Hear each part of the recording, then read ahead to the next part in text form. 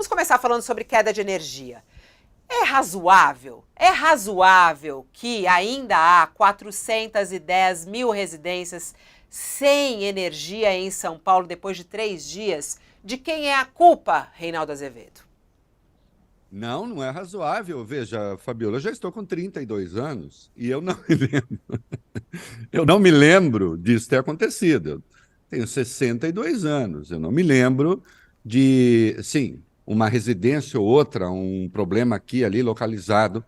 Você, a pessoa fica 2, 3 dias sem luz.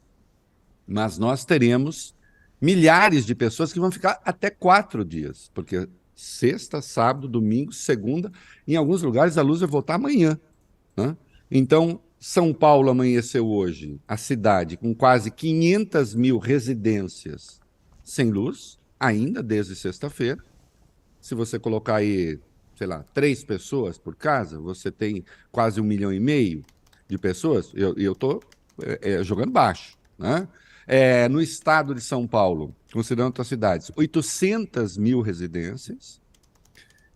E aí tem um pouco um jogo de empurra, porque a Enel diz, não, estamos fazendo o possível, mas é que em alguns lugares caíram árvores, de fato caíram árvores, em vários lugares. E também temos de falar a respeito dessas árvores e do quanto, afinal de contas, ventou em São Paulo. Quanto ventou em São Paulo? Foi 100 quilômetros por hora na cidade inteira? Ou 100 quilômetros apenas 103,5 numa estação medidora, que foi em Congonhas? 80 e poucos ali em Guarulhos. Mas, na média, não foi tudo isso, já chegamos lá. Então, assim, tem um trabalho de incompetência, a palavra é essa, da prefeitura, em retirar essas árvores. Tem um trabalho anterior de incompetência da prefeitura, e pode até ser histórico isso, mas é da alçada municipal, obviamente, que é a questão de zeladoria no que diz respeito às árvores. Ô, Fabiola, a gente não precisa assim, ser um observador muito atento para andar nas ruas de São Paulo. Eu vejo isso no meu bairro, e você vê as raízes à mostra, árvores corroídas de cupins, uma grande parte delas precisando de poda, essas árvores encostando nos fios elétricos, né? Então, isso está em boa parte da cidade, a gente vê isso, né? Algumas árvores ali ameaçando cair. Eu, minha mulher aqui, de vez em quando a gente caminha, ela com frequência, eu bem de vez em quando, porque infelizmente eu espero passar vontade às vezes, né? Ah, vou caminhar. Eu falo, vou escrever para o UOL, porque escrevo textos muito longos, então aí não dá tempo. Mas quando eu caminho, você vê que as árvores não estão tendo o devido cuidado. Então, aí vem a chuva, né?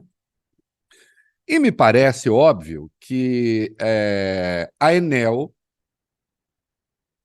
como eu não quero ser ligeiro, mas se isso que aconteceu na sexta-feira deixa quase 2 milhões de pessoas sem luz pelo terceiro, quarto dia consecutivo, alguma coisa há de errado. Como dizia uma personagem de humor, algo errado não está certo. Então está faltando o quê? Equipe? Está faltando tecnologia? Está faltando tudo ao mesmo tempo? É preciso apresentar e exigir, inclusive, um plano da Enel, do município, do conjunto desses entes, para começar a enterrar os fios, né? Ter um plano para isso, que também não tem.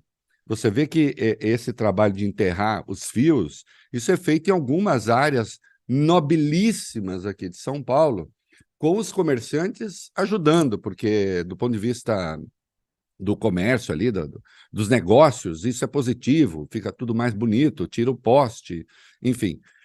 Mas, obviamente, está tudo errado. E esse plano, por exemplo, enterrar os fios, isso nunca fez parte de nenhum contrato, né? Então tem muita coisa que eu acho que vai precisar ser revista aí, inclusive nos planos, no plano de concessão, ter de atualizar esse plano de concessão, e, de qualquer modo, precisa de um diagnóstico, né? Não pode acontecer assim. Vamos lá. Choveu, ventou 103 quilômetros em Congonhas, 80 rajadas, né? Não foi um vento constante.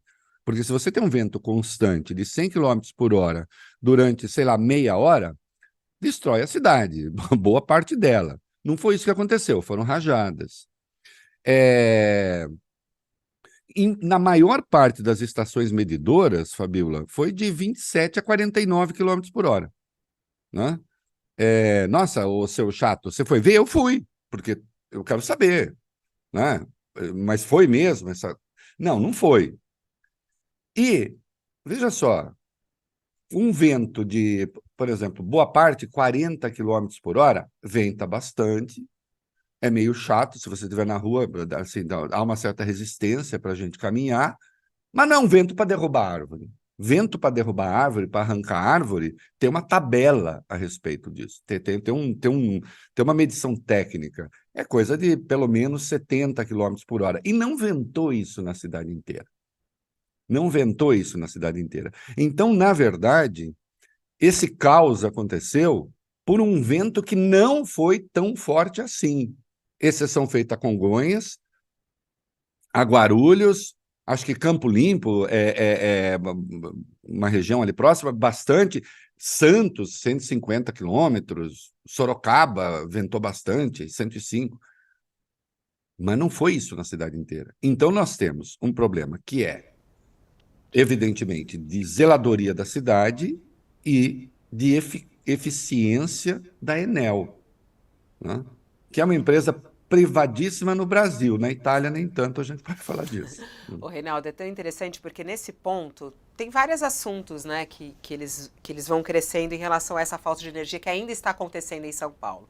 A gente conversou há pouco com o prefeito aqui no UOL e é curioso que ele usa como desculpa a história desse vento forte. E que não pode mais ser considerado uma desculpa, segundo os ambientalistas, porque esse alerta das mudanças climáticas vem acontecendo. E aí o que ele culpou foi o contrato com a Enel. Vamos ouvir o que disse o prefeito há pouco aqui no UOL. O senhor concorda, então, com o que disse o professor Abrúcio, de que o contrato com a Enel foi mal feito, não prevendo essas coisas? Foi. O contrato realmente é com o governo federal, é o governo federal que faz, que rege o contrato. E foi mal feito.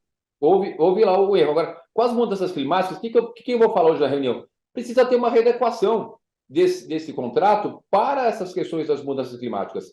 Não é possível que a Enel, com todos esses problemas, tudo bem, é um caso excepcional, mas o volume de equipes é pequeno perante o tamanho do nosso problema. E aí, Reinaldo, a culpa é do contrato? A culpa é como a privatização da Enel foi feita? Porque também estão falando isso, né? Aí vem o pessoal que é contra a privatização e fala, olha aí, ó, o caminho que a Sabesp está seguindo. Pois é, a pronúncia é Enel, né? Eu falo Enel, mas enfim, Enel, então. Olha, tá, a culpa é do contrato, o objetivo, o poder público, ele tem que se antecipar a contratos e tem que saber o que é que vem para frente. Então, ok, essa é uma questão que teremos de discutir. Tem de discutir na esfera estadual, né? Tem de discutir, o município, então, tem de fazer valer a sua voz. Agora, o que eu achei curioso é que quem saiu atacando a privatização com mais dureza não foram as esquerdas. Foi o companheiro Fábio Van Garten, o camarada Fábio Van Garten. Né? Não sei se você viu essa manifestação dele, é sensacional. O camarada Fábio Van Garten, ex-secretário de comunicação do Bolsonaro, seu porta-voz, seu advogado constituído em algumas causas, pré-candidato a vice, caso haja o acordo Bolsonaro-Ricardo Nunes, ou em alguma outra formulação, mas enfim, ele pretende iniciar a sua vida eleitoral, propriamente, e ele saiu atacando a privatização, dizendo que é preciso tomar... E veja só, Fabíola, saiu da energia elétrica e foi para a Sabesp, né? Dizendo, olha, se a Sabesp tiver essas empresas michurucas, como tem, na expressão dele, como tem no caso da energia elétrica, o que vai acontecer? E falou, Fabíola, veja você, que a privatização, ela interessa a esses folgados que estão com a barriga cheia de lagosta e Blue Label. Uma linguagem, eu até falei, eu chamei ele companheiro Fabiovski Vangartevski, né? Ele está ali com uma pegada socialista mesmo. Daqui a pouco o PSOL oferece a ficha de filiação para o Fábio Van Garten, né? Porque ele está se antecipando. É claro que o tema da privatização vai voltar agora na disputa eleitoral, né? E porque a Sabesp, embora estadual, boa parte do serviço que ela presta ao município, né? O candidato de esquerda, hoje, o que está na frente é o Guilherme Boulos, mas é claro que isso vai virar tema. Até porque se pega uma empresa que não é conhecida pela ineficiência, embora tenhamos muitos problemas de saneamento, mas a Sabesp é, no geral, uma empresa que tem uma boa avaliação, né, no fornecimento de água, no saneamento. O que não consegue fazer é chegar a todo mundo, né? Mas isso é um problema do Brasil. Então, vai voltar esse assunto, e eu achei curioso, porque faltou luz, caiu árvore, tá todo mundo com uma... Você reparou? É o que se chama socialismo com a água, literalmente, batendo no traseiro, né? Então, agora viramos todos de esquerda, agora somos todos contra a privatização e queremos arrumar um culpado, né? Não, e é até curioso porque esse texto aí do Fábio Van Garten, ele começa, em teoria, a privatização é maravilhosa, né? É o que ele fala. E chama a atenção, e aí termina, né? Óbvio que a nossa casta continuará com todas as suas regalias, contudo temos que parar de olhar apenas para os umbigos de barrigas cheias de lagosta e Blue Label e começar a pensar num projeto de país grandioso. É muito Não é interessante. demais? Ó, eu sou acusado de ter me convertido ao comunismo, mas essas imagens eu nem uso. Até porque eu não tenho nada contra a lagosta, tenho nada contra o Blue Label. Se for misturar os dois, é bom fazer com prudência. Isto é, não, cuidado, não coma muita lagosta. A risada dele. Não, é duro. E você sabe que... Não, é que você é jovem, você é jovem, você Jovem não se lembra. nada. Ou talvez, mas se lembra. Não sei se você lembra, é até a imagem meio pesada, mas quando fizeram o PC Farias, você lembra que fizeram lá o exame nele e tal, quando Sim. ele foi assassinado, supostamente, encontraram, né, justamente camarão, e ele tinha tomado, eu me lembro, 1 litro de Blue Label com camarão, né? Você deve ser moderado no camarão, no Blue Label, e, claro, tomar certos cuidados também, né, na medida do possível. Mas... A gente perguntou aqui, ele que defende a privatização da Sabesp, e aí quando eu perguntei a ele, falei assim, bom, estão falando aí que a privatização da Sabesp pode ter problemas, né, diante desse acontecimento agora.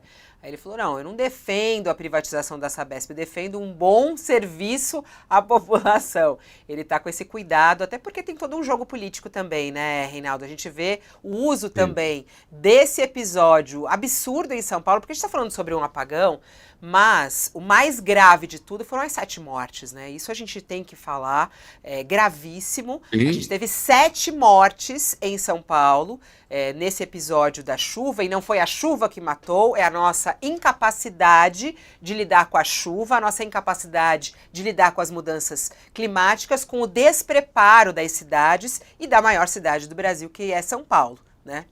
Veja bem, a chuva, você sabe que até tem um texto sobre isso. A chuva quase nunca mata. O que mata... não, o que matou foram os deslizamentos. A gente viu agora, não faz muito tempo, no litoral norte. Mas o deslizamento também não mata. O que mata é gente morando no lugar errado, né? Lugar errado não porque a pessoa escolheu, na maioria das vezes, porque ela não teve alternativa. O que mata é a pobreza, o que mata é o descaso, o que mata é a falta de planejamento urbano, né? Olha, em situações excepcionalíssimas, os eventos climáticos matam, você tem uma catástrofe. Vá lá no litoral norte, nós tivemos realmente um volume de chuva inédito, foi a maior chuva da história do Brasil ali, né? Ainda vai lá, mas de qualquer modo, as pessoas que morreram, com raríssimas exceções, estavam em áreas de risco. Então, o que é preciso desde já, e aí tem que ser um planejamento nas 3 esferas de administração, municipal, estadual e federal, e planejamento de longuíssimo prazo. Né? Se você voltar ao litoral norte, e eu conheço bem a região ali, um monte de gente já voltou a morar em locais inseguros. Mas não é porque assim, não, eu gosto daqui, eu gosto de ficar com um morro na minha cabeça, eu gosto de morar no... Não, é o que me restou. Né? Então, a chuva nunca mata, a falta de planejamento mata, a pobreza mata, a falta de organização das cidades mata, a falta de zeladoria mata, em suma, a incompetência no geral mata, né? A falta de cuidado com a administração e com o Estado brasileiro e com os brasileiros no geral mata, né? Então é preciso que a gente tenha clareza disso. E num ambiente de desequilíbrio climático, muito mais, veja, ninguém, não se tinha, você reparou, não havia uma previsão. Havia previsão assim, olha, pode chover, pode ventar, mas ninguém consegue saber, né?